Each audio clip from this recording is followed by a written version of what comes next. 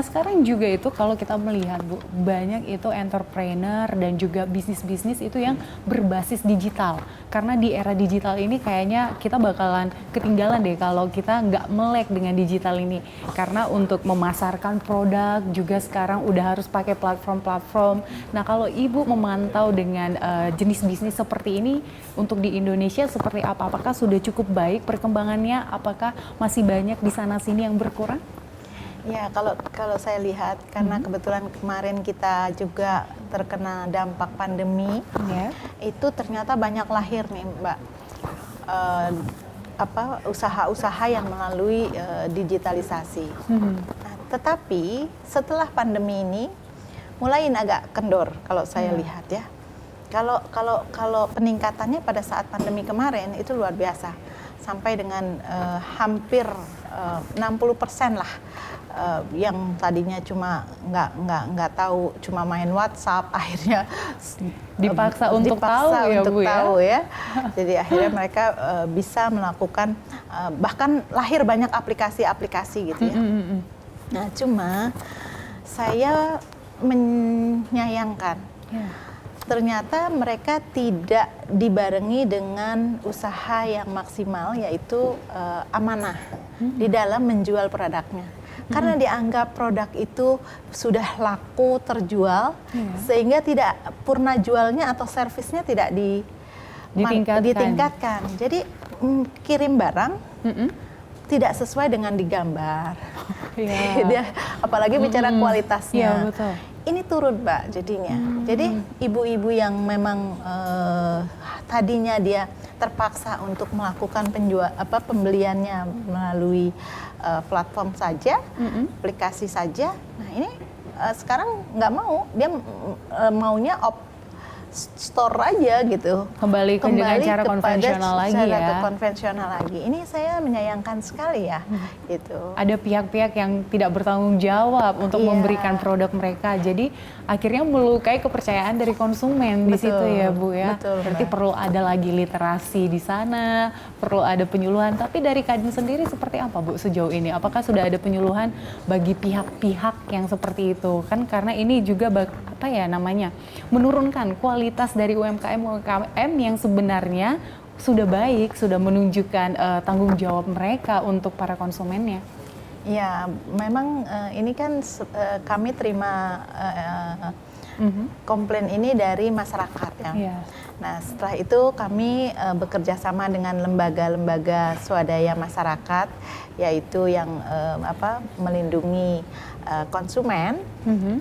Akhirnya kita mengadakan seperti webinar lah, menginformasikan hal-hal yang terjadi di lapangan seperti ini, komplain dari masyarakat seperti ini.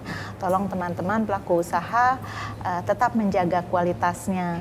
Itu ya, kita lakukan seperti itu, Mbak. Kita informasikan tetap.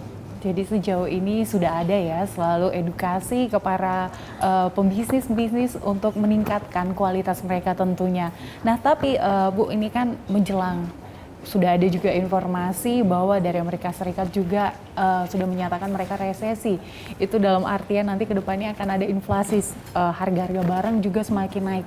Nah ini persiapan dari para pengusaha-pengusaha di Indonesia sejauh ini seperti apa Bu? Iya.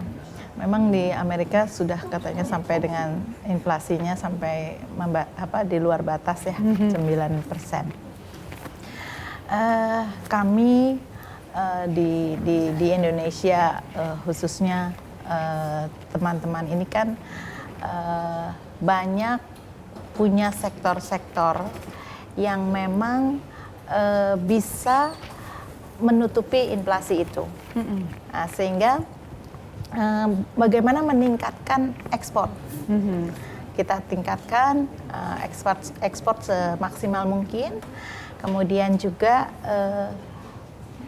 untuk kebutuhan dalam negeri, harusnya dengan apabila kita masih punya bahan baku atau bahan produksi yang ada di dalam negeri, harus dimanfaatkan dalam negeri.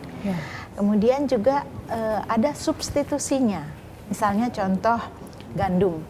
Kita kan bukannya pertanian di bidang gandum, Tapi selain dari gandum ada sorghum bisa. Kemudian cassava juga bisa kan. Kenapa enggak gandum, cassava untuk nanti mencampur dari gandum sendiri. Nah, ini kan sudah bisa mengurangi importnya. Nah, ini yang jadi selain dari kita mendorong ekspor, juga kita menekan import apabila memang bahan baku ada di dalam negeri. Jadi mencari barang substitusi ya Bu ya. Betul, jadi Mbak. tidak selalu mengambil dari luar negeri, kita menggunakan apa produk-produk yang ada di dalam negeri. Betul. Seperti itu ya. Nah, ini juga kan ada rencana nih Bu untuk pemindahan ibu kota. Nah, kalau dari Ibu sendiri melihat seperti apa nanti perekonomian kita ke depannya jika ini terrealisasi?